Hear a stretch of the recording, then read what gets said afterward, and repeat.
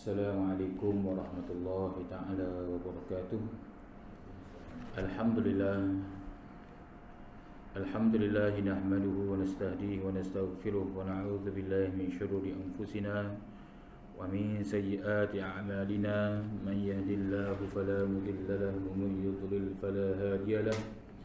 Asyhadu an la ilaha illallah wahdahu la syarika lahu wa asyhadu anna Muhammadan 'abduhu wa rasuluh. ففهمناها سليمان وكلا آتينا حكما وعلما وسخرنا مع داود الجبال يسبحن وكنا فاعلين. يا حي يا قيوم يا رب موسى وهارون يا رب إبراهيم يا رب محمد صلى الله عليه أجمعين. اللهم ارزقنا فهم الحكمة والعقل وحفظ برحمتك يا أرحم الراحمين. اللهم افتح علينا فتوح العارفين، ارزقنا فهم النبيين والعلماء العاملين، حفظ المرسلين وإمام المتقين برحمتك يا أرحم الراحمين. Alhamdulillah, syukur kita kepada Allah Subhanahu wa taala kerana pada malam ini kita dipertemukan lagi oleh Allah Subhanahu wa taala. Mudah-mudahan Allah Subhanahu wa taala sentiasa menerima amal soleh kita dan menjadikan amal soleh yang benar-benar menjadi amal soleh yang sangat dikasihi oleh Allah Subhanahu wa taala. Qala al-muallif rahimahullahu taala wa nafa'ana bi'ulumihi wa 'ulumina fid darain amin ya rabbal alamin. Kita sambung lagi perkara yang berkaitan dengan hadis kursi yang mana Allah Subhanahu wa taala menyatakan, Hei anak Adam, seperti mana juga yang mana kata-kata ini dinakal oleh ulama di dalam kitab Al-Muwa'izul Badi'ah, dalam kitab iaitu pengajaran yang indah-indah yang dibuat oleh para ulama. Qala al-musannif rahimahullahu ta'ala wa nafa'ana bi'ulumihi wa 'ulumina fid darain amin ya rabbal alamin. Kita ambil pada kata takut olehmu yang di bawah tu, bawah sekali, atas bahagian kedua. Qala al-musannif rahimahullahu ta'ala wa nafa'ana bi'ulumihi wa 'ulumina fid darain amin ya rabbal alamin. Dan takut olehmu akan Allah Ta'ala dahulu daripada hari kiamat yang adalah pada lamanya hari kiamat 50,000 tahun, iaitu hari yang tiada kuasa berkata-kata seseorang jua pun, dan tiada beri izin seorang minta ampun bagi mereka itu, maka menerima uzur mereka itu pada hari yang kelam kabut dan hari yang berteriak dan hari yang masam muka segala manusia, lagi sangat huru-hara, lagi terkejut manusia, iaitu hari yang tiada memerintah oleh seseorang itu bagi seseorang akan suatu jua pun. Qala al-musannif rahimahullahu ta'ala wa nafa'ana bi'ulumihi wa 'ulumina fid darain amin ya rabbal alamin. Kita masih lagi dalam perkara yang berkaitan dengan pengajaran yang ke-21, yang mana Allah Subhanahu wa ta'ala menyatakan, Hei anak Adam, takut olehmu akan Allah dahulu daripada hari kiamat yang adalah padanya hari kiamat itu 50,000 tahun, iaitu hari yang mana Allah Subhanahu wa ta'ala menyatakan supaya anak Adam ini takut pada hari kiamat. Maka kita nak takut hari kiamat, kita tak tahu bila berlaku hari kiamat pun kita tak tahu bila. Cuma Rasulullah gambarkan tanda-tanda kiamat begitu, Adam begitu juga. Cuma hari kiamat itu akan berlaku pada hari Jumaat. Itu yang digambar Rasulullah begini, bergiam, bermacam-macam lagi Rasulullah gambarkan. Cuma bila disebut takut di sini, hei anak Adam, kata Allah Azza wa Jalla, iaitu isti'dadi alil ibadah, iaitu kita membuat persiapan untuk ibadah. Itu di antaranya. Bila takut pada hari kiamat ini, bukan kita takut iaitu hari yang mana qadarnya lama, begitu lama 50,000 tahun. Tetapi disebut oleh para ulama yang lain, ulama-ulama yang dalam perbahasan hadis kursi ini, dia menyatakan kita membuat persiapan, iaitu hari kiamat itu, sebelum datangnya hari kiamat. Jadi bila hari kiamat ni, hak paling besar sekali, kiamat kecil, iaitu maut, mati. Bila orang tu mati, maka itu sudah tanda hari kiamat kecil yang berlaku pada dia. Ataupun kata ulama, itu bala besar bagi dia. Jadi sebab itulah tanda-tanda hari kiamat itu begitu banyak. Mana hari kiamat? Iaitu hari yang tiada kuasa berkata-kata seseorang sujua pun. Hari kiamat ni hari yang tidak ada seorang pun yang berani nak berkata-kata, yang mana tidak berani nak tunjuk sombong, angkuh dan sebagainya, tak berani seorang. Dan tiada diberi izin seorang pun minta ampun bagi mereka itu. Bila berlaku hari kiamat, maka tidak diminta seseorang itu nak minta ampun bagi orang tu pun tak boleh dah. Learning kita boleh lagi minta ampun, ya Allah, ampun dosa si fulan tu, ampun dosa si fulanah itu, ya Allah. Kita boleh minta ampun lagi, sebab tak berlaku hari kiamat lagi. Boleh berlakulah kalau kita nak panggil hari kiamat pun boleh. Sebab hari kiamat ni ialah umum, maknanya sebelum berlaku kiamat. Hari kiamat juga Rasulullah kata boleh juga seorang tu nak panggil hari jaza, yaumul jaza, hari pembalasan, ataupun yaumul akhirah, hari negeri akhirat, hari akhirat, dan ataupun yaumul din, hari pada agama, hari agama. Sebab itulah dalam Fatihah tu disebut sama Maliki Yaumiddin. Tu yang Tuhan yang memiliki Yaumuddin, hari yang dihitungkan agama seseorang itu. Hari yang mana Allah Ta'ala hitung agama dia beramal kepada agama, ataupun dia buat barang agama.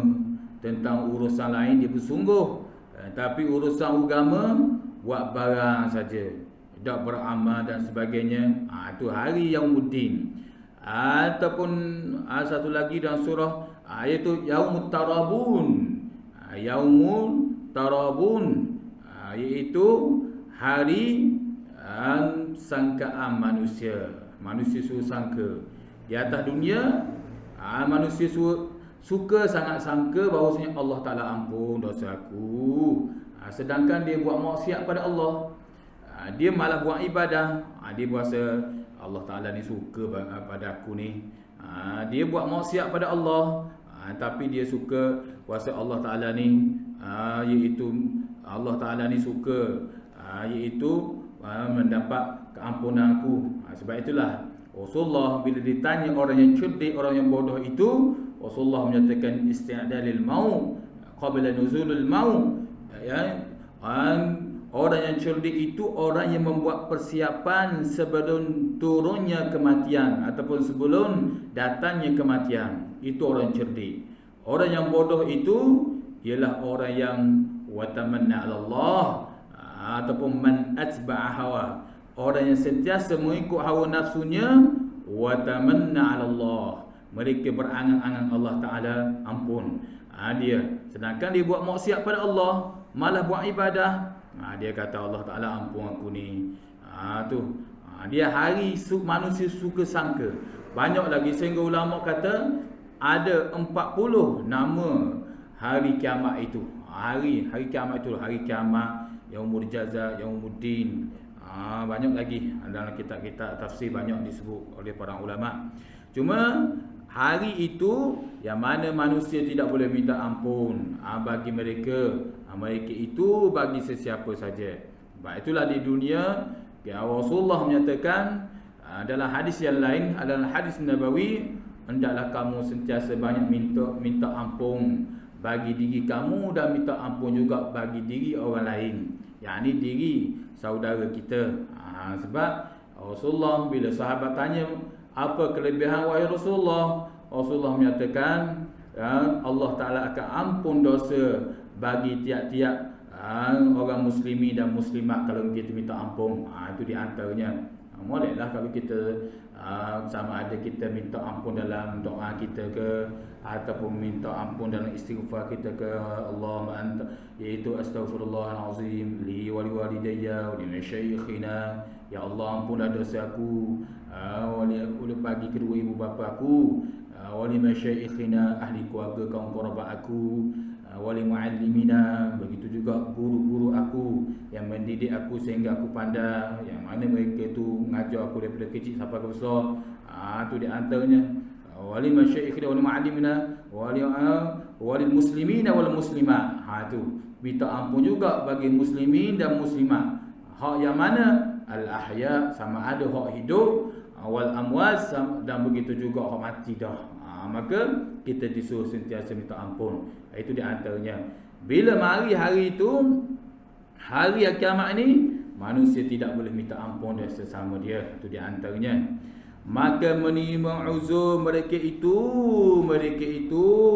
manusia ni, anak Adam ni, pada hari yang kelam kabut dan hari yang berteriak. Hari kiamat ni adalah hari yang kelam kabut, manusia pakat berdebar belaka. Mana pakat berdebar belaka ni, macam perang di Rusia Ukraine lah. Pakat lari belaka ni, berdebar ni, main dengan peluru apa ni, pakat lari belaka, pergi sini tu, bawah tanah, macam-macam lagi. Kelam kabut manusia. Itu bawah atas dunia, main dengan peluru, main dengan bom, main dengan pesawat di atas udara, begitu juga helikopter dan bermacam-macam lagi jenis barang-barang yang membahayakan manusia. Hari kiamat ini hari yang sangat dahsyat.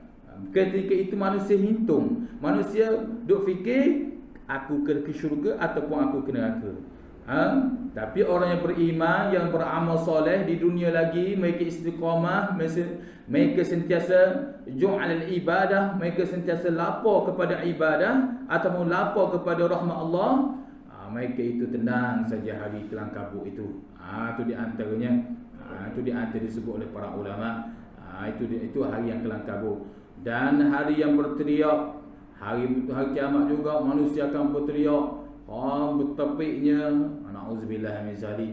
Ini semua orang-orang yang berdosa, yang asi, na'udzubillah min zalik. Dan hari yang masa muka segala manusia lagi sangat huru-hara, lagi terkejut manusia. Jadi iaitu hari yang tiada memerintah oleh seseorang itu bagi seseorang akan suatu jua pun. Hari kiamat ini akan berlaku. Rasulullah akan menyatakan bahawasanya hari yang mana muka manusia masam belaka. Tak ada dah nak suka nak gurau ketika tu. Pakat masam muka belaka. Masing-masing berdebar belaka. Ke mana aku ni? Ke syurga ke atau ke neraka? Ketika itu akan berbaring mereka itu di hadapan Allah. Sebab itulah kita bila kita sembahyang, disuruh kita ni hikmah berdiri dalam sembahyang lama ni bukan suruh dengung dalam sembahyang, dengung fikir duduknya lepas ni nak pergi mana, ataupun anak kunci dia hilang ke dia mikir dalam sembahyang, bukan begitu. Ataupun marah pada imam, lama dia baca gini-gini, macam-macam lagi yang bisa. Contoh, bukan begitu. Tapi hikmah disuruh kita berdiri dan sembahyang, kata ulama, iaitu supaya kita menganggap begitulah di hadapan Allah kita akan dihadap berdiri. Itu berdiri, pakat berdiri belaka, masing-masing berdebar, huru-hara belaka. Sebab apa? Muka ada masam berdebar ni. Sebab ketika itu akan bagi suratan amal. Orang yang baik akan mendapat suratan amal sebelah kanan. Orang yang jahat akan mendapat suratan amal sebelah kiri dan dari belakang. Tu mereka ni berdebar belaka. Itu di antara disebut oleh para ulama dalam perbahasan hadis Nabi sallallahu alaihi wasallam. Jadi sebab itulah hari yang huru-hara. Huru-hara manusia ketika itu musuh kawan berbaik di atas dunia, kawan baik sungguh atas dunia. Tapi masing-masing akan menjadi musuh di antara satu sama lain. Rasulullah menyatakan iaitu kawan, taulah kita berkawan di atas dunia dulu, masing-masing akan menjadi musuh belaka. Hak ni balah ni, hak ni balah ni. Sebab apa jadi balah gitu? Sebab dia berkawan di atas dunia dulu bukan kerana Allah, tapi kerana benda, kerana sesuatu, kerana nak masyhur, kerana nak itu, nak begini. Maka ketika itu mereka itu akan menyalahi di antara satu sama lain. Al-Imam Syafi'i rahimahullahu ta'ala pernah berkata, takutilah kamu akan berkawan ataupun bersahabat dengan seseorang dengan kerana benda atau bukan kerana Allah. Berkawanlah kamu, bersahabatlah kamu kerana Allah, maka yang lain manfaat yang lain kamu akan dapat. Itu di antaranya. Orang yang berkawan, bersahabat kerana Allah di atas dunia, mereka itu iaitu akan menolong di antara satu sama lain. Mereka ini akan menyatakan iaitu ini kawan yang saya kenal, ataupun di kalangan ulama, kita baik dengan para alim ulama, tok-tok guru, kita walaupun mereka tak kenal kita, mereka tak kenal kita, kita kenal mereka, mereka akan ajak sekali masuk syurga Allah Subhanahu wa taala. Itu di antaranya. Jadi sebab itulah hari yang menyalahi di antara satu sama lain. Salah satunya golongan yang suka menyalahi di antara satu sama lain ialah orang yang bersahabat baik di atas dunia bukan kerana Allah. Itu salah satu golongan yang huru-hara. Mu salah aku, mu gini, sebab mu lah begini. Itu baru dah masuk dalam neraka lagi. Masuk dalam neraka pula seperti mana surah Al-Ibrahim. Allah Subhanahu wa taala menyatakan bahawasanya yang mana syaitan akan berkata, iaitu dulu aku suruh kamu ikut, dulu hari ini kamu akan menerima, kamu akan berkawan dengan aku. Hari ini tengok kamu berkawan dengan aku disebabkan kamu tidak ikut perintah Allah. Itu di antara disebut dalam surah Al-Ibrahim. Jadi akan menyalahi di antara satu sama lain. Na'udzubillahi min zalik. Qala al-musannif rahimahullahu ta'ala wa nafa'ana bi'ulumihi wa 'ulumina fid darain amin ya rabbal alamin.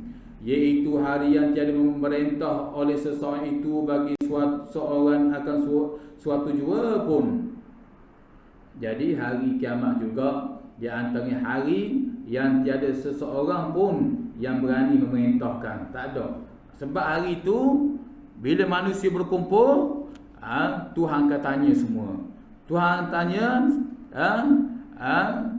ainal khaliq, ataupun ainal muluk, manakah raja-raja pemerintahan, ainal muluk fil ardi, manakah raja-raja ataupun pemimpin-pemimpin yang di atas muka bumi dulu. Fil ard ay fid dunya, di atas dunia dulu mana? Tuhan akan tanya.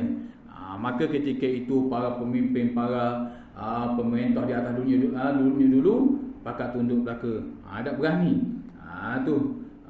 Lalu Allah Taala kata, alal muluk, akulah raja pada hari ini. Dulu mu duduk atas dunia, mu dak mengaku aku sebagai Tuhan, mu dak mengaku aku ni sebagai raja.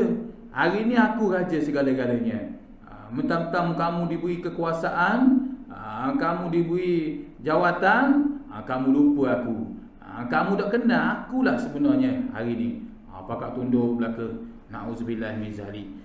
Sehingga disebut dalam surah riwayat dan surah Athar, hatta malaikat pun terdiam ketika itu. Allah Ta'ala kata, ini akulah raja segala rajanya.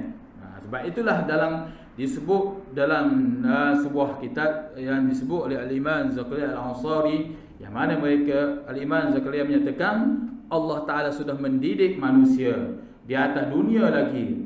Alhamdulillahi Rabbil Alamin. Segala puji bagi Allah, Tuhan semesta alam. Tuhan semesta alam itu menunjukkan aku adalah raja. Jadi manusia itu sebut Alhamdulillahirrabbilalamin, Alhamdulillahirrabbilalamin, tetapi kata ulama hanya di bibir, tapi sembahyang mereka tidak sampai kepada tahap batin, tahap ikrar sungguh dalam hati bahawasanya kewujudan Allah itu adalah benar-benar, tidak tipu sama sekali. Itu di antaranya Allah Ta'ala ajar dah begitu. Di atas dunia lagi, supaya manusia ni duduk di atas dunia, jangan lupa, mu nak buat sesuatu, mu nak buat maksiat, ingat aku raja. Aku raja sekarang, bahkan aku juga raja di akhirat kelak. Itu di antara disebut oleh Rasulullah SAW dan juga dibahas oleh para ulama berkaitan dengan, iaitu berkaitan dengan hadis Nabi sallallahu alaihi wasallam. Itu comel, maknanya yang dibahas oleh para ulama. Comel. Ini kadang-kadang nak main Al-Quran hadis, Al-Quran hadis, Al-Quran hadis. Ulama tak mau bakar. Ini masalah. Al-Quran hadis itu hak original, tak lari dah tu. Tapi pandangan ulama, kata-kata ulama yang mana mereka nakal daripada hadis, mereka istinbat, kita kena ambil juga. Kerana kata-kata mereka adalah kata-kata hikmah, itu di antaranya. Qala al-musannif rahimahullahu ta'ala wa nafa'ana bi'ulumihi wa 'ulumina fid darain amin ya rabbal alamin. Bermula segala pekerjaan pada hari itu. Hari mana? Hari kiamat tu, hari akhirat ataupun yaumul jazaa, yaumuddin oleh belaka bagi Allah Ta'ala, iaitu hari yang sangat menyesal segala manusia, lagi sangat guluh gesah dan takut olehmu. Qala al-musannif rahimahullahu ta'ala wa nafa'ana bi'ulumihi wa 'ulumina fid darain amin ya rabbal alamin. Hari kiamat juga adalah hari yang menyesal. Hari manusia menyesal sungguh. Manusia bakal menyesal belaka. Allah menyesal dak buat ibadah tu, Allah menyesal dak berzikir, Allah menyesal. Hari pakat manusia menyesal, itu hari kiamat tu. Bahkan bukan di akhirat, bahkan ketika sakaratul maut, dia nak mati pun dia menyesal dak Allah menyesalnya, sebab dia nampak bila Rasulullah sebut dalam hadis, seperti mana dalam kitab Riyadhus Shalihin pun ada sebut, dalam kitab hadis Riyadhus Shalihin dia sebut bahawasanya dibuat mari amal ketika orang tu baru mati, maka dia akan nampak ini balasan dia, sama ada ke syurga ataupun ke neraka, na'udzubillah min zalik. Ketika mati duduk baring tu nampak dah, iaitu balasan sekian-sekian. Itu di antaranya. Sehingga kata ulama, ketika itu mereka menyesal sungguh-sungguh. Bahkan Allah Ta'ala menyatakan fa sadaqah, aku nak bersedekah. Banyak lagi mereka ni, salah satunya mereka nak bersedekah. Itu di antaranya. Jadi hari manusia menyesal, lagi sangat guluh gesah. Guluh gesah atas dunia biasa saja. Biasa saja kita atas dunia ni, kita guluh gesah atas dunia kita, seseorang tu pasti akan alami.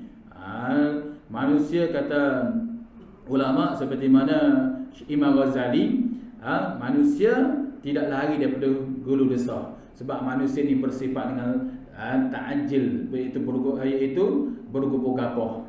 Itu innal insana ajula, sesungguhnya manusia ini suka bersegera, bergupur-gapah manusia ni.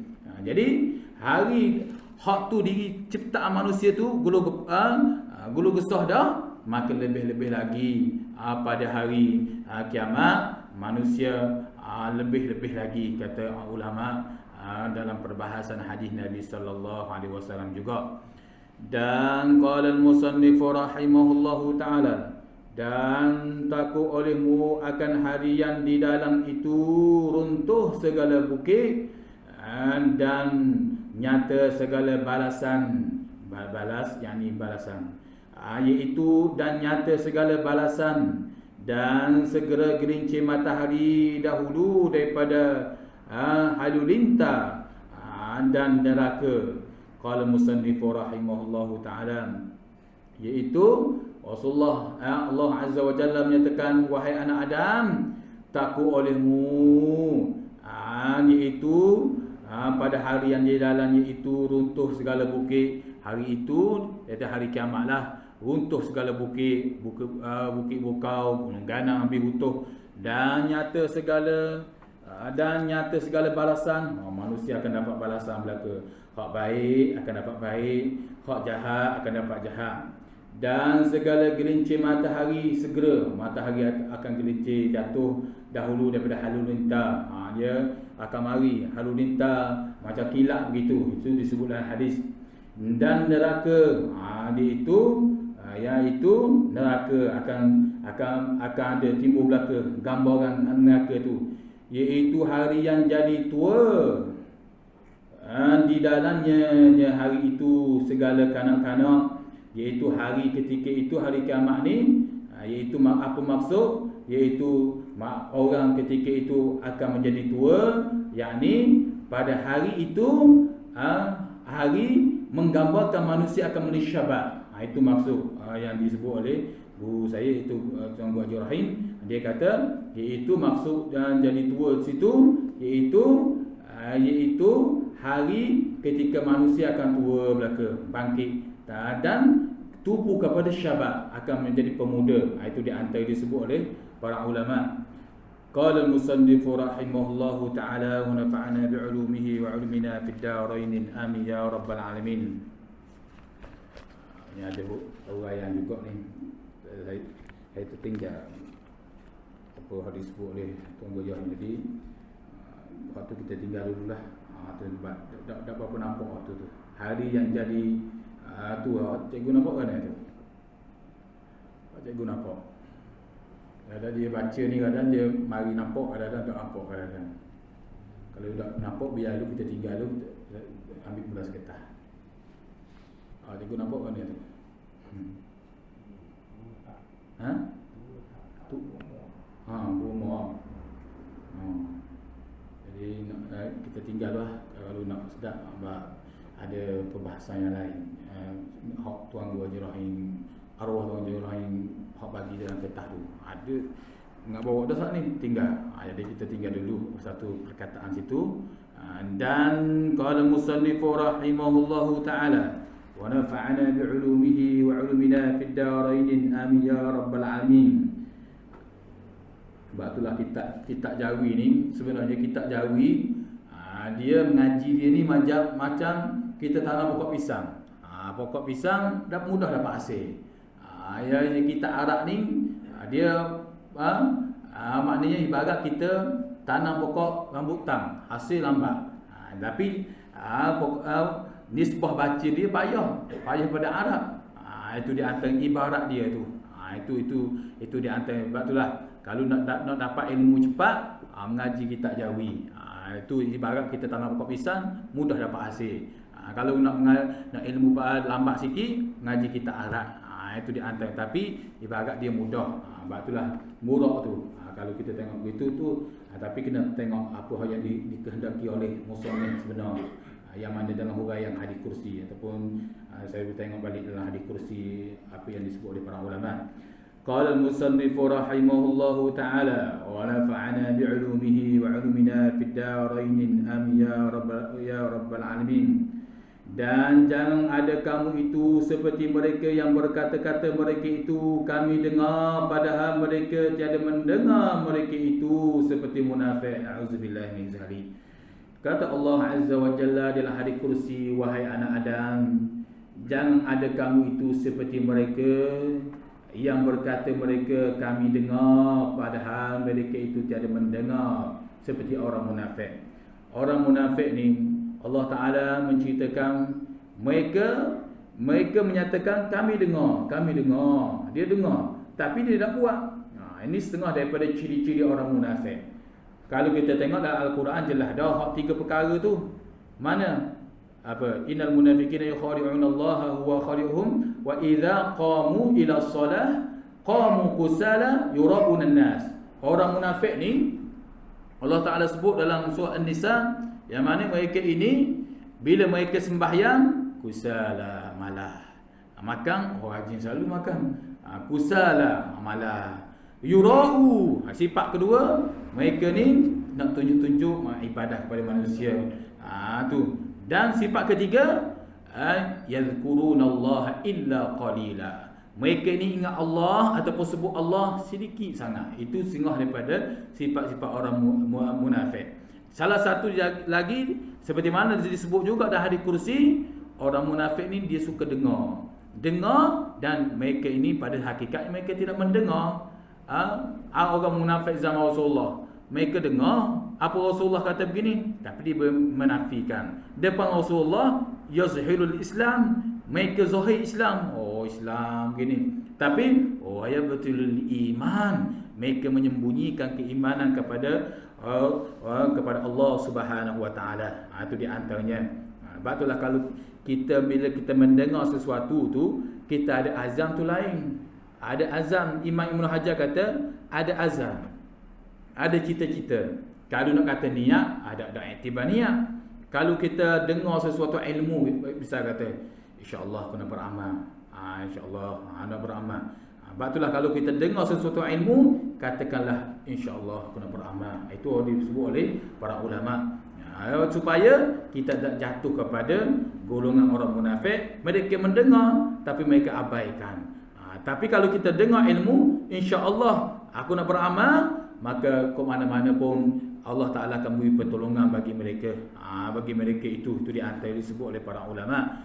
Qala al-musannif rahimahullahu ta'ala wa nafa'ana bi'ulumihi wa 'ulumina fid darain amin ya rabbal alamin. Pengajaran yang ke-20. Qala al-musannif rahimahullahu ta'ala, pengajaran yang ke-24. Hak tu 23 dah. Yang bawah tu ada 23. Ini pengajaran yang ke-24.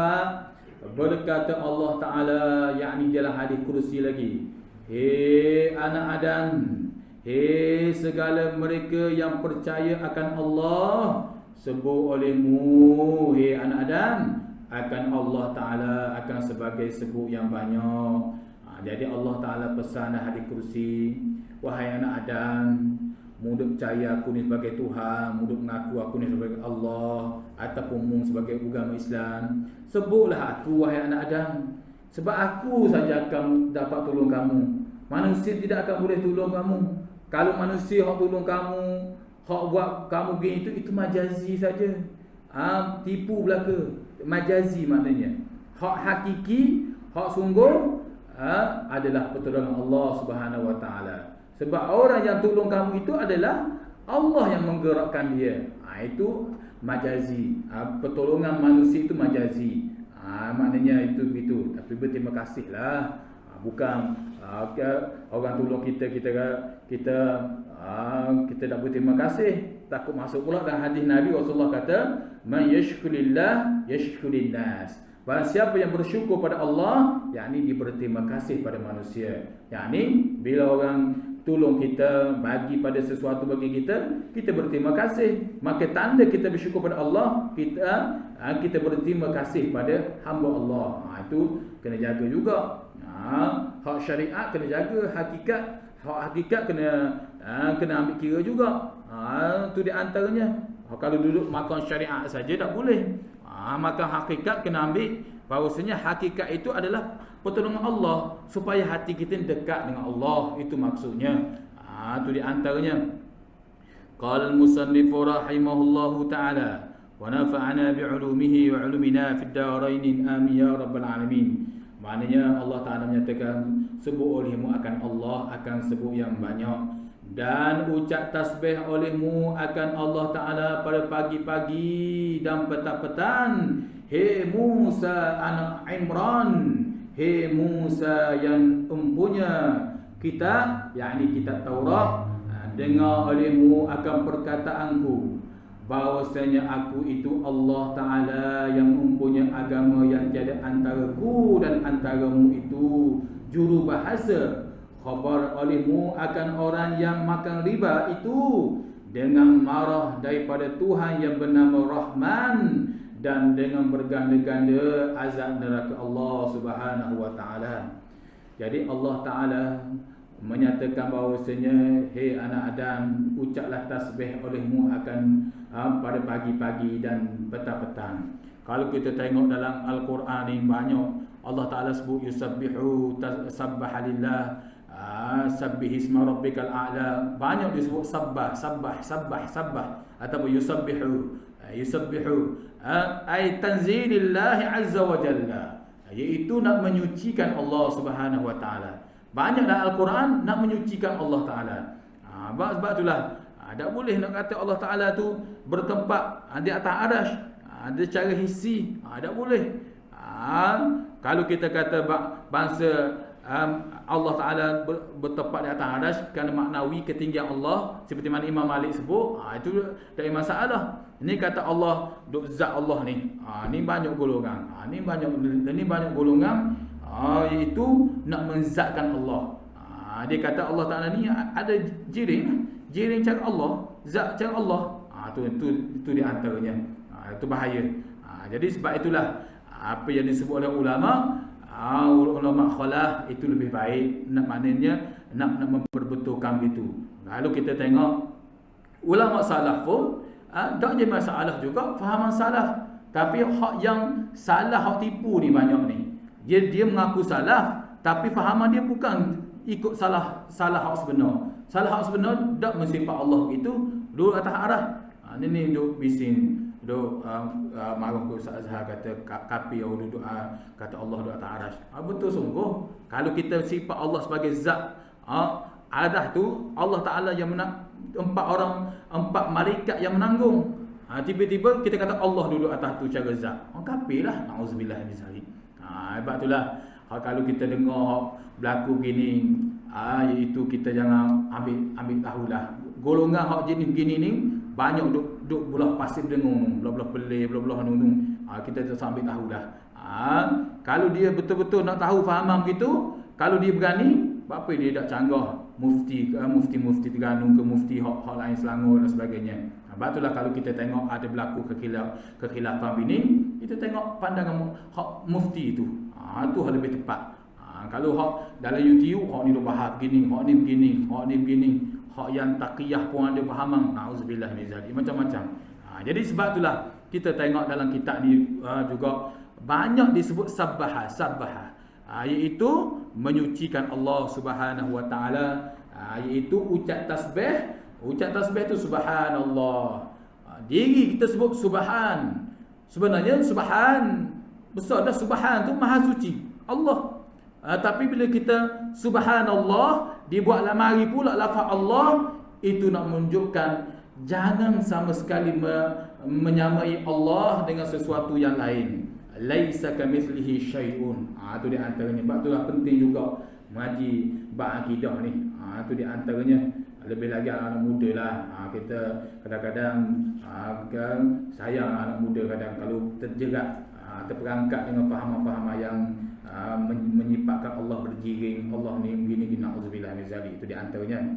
Dan ucap tasbih oleh kamu akan Allah Ta'ala pada pagi-pagi dan berpetang-petang. Hei Musa anak Imran, hei Musa yang mempunyai kitab Taurat. Jadi Allah Ta'ala ni kata pada Nabi Musa, maka Nabi Musa mati dah, tak ada Nabi Musa. Maka terkena pada kita lah. Jangan pula ini kata pada Nabi Musa, seperti mana Zahiriyah, iaitu ada suatu fahaman Islam juga. Lupa dah faham apa. Dia orang Islam lah.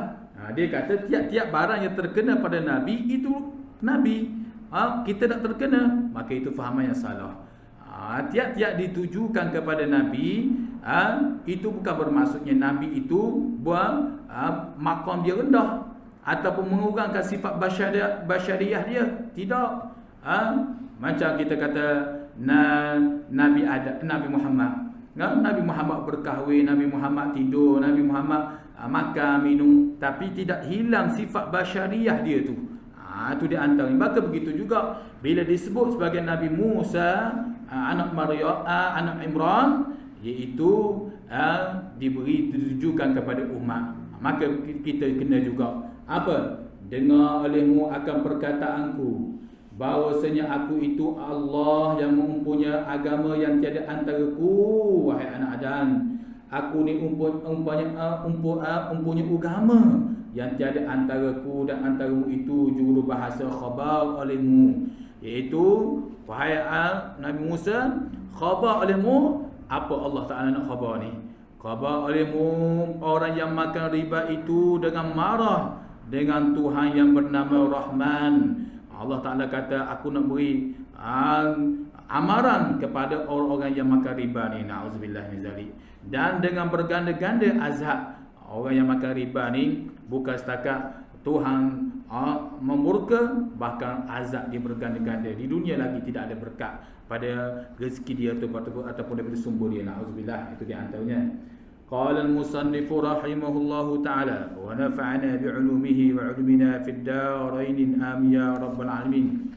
Hei anak Adam, Allah Ta'ala kata lagi dalam hadis kursi ini, apabila engkau dapat akan keras hatimu dan sakit badanmu dan kurang pada rezekimu dan kurang harta, maka ketahui olehmu akan yang demikian dengan sebab bahawasanya engkau berkata dengan barang yang tiada beri faedah bagi akhirat kamu. Jadi setengah kata Allah dalam hadis kursi, Allah setengah daripada hati seseorang jadi keras ataupun badan dia sakit, kurang rezeki ni umum maknanya. Rezeki paling besar adalah Imam Asy'ari sebut rezeki paling besar ada 5 perkara. Saya tengok Imam Asy'ari sebut. Pertama, rezeki paling besar soal ketenangan. Itu rezeki paling besar. Ketenangan jiwa, rezeki paling besar sekali. Yang kedua, baik dengan ibu bapa, ada bergaduh dengan ibu bapa baik. Yang ketiga, iaitu baik dengan kawan-kawan taulang. Itu di antaranya. Yang kelima, baik dengan adik-beradik. Itu di antaranya. Lepas tu baru kedudukan harta tu nombor 5. Nombor 6 baru hal lain-lain rezeki tu.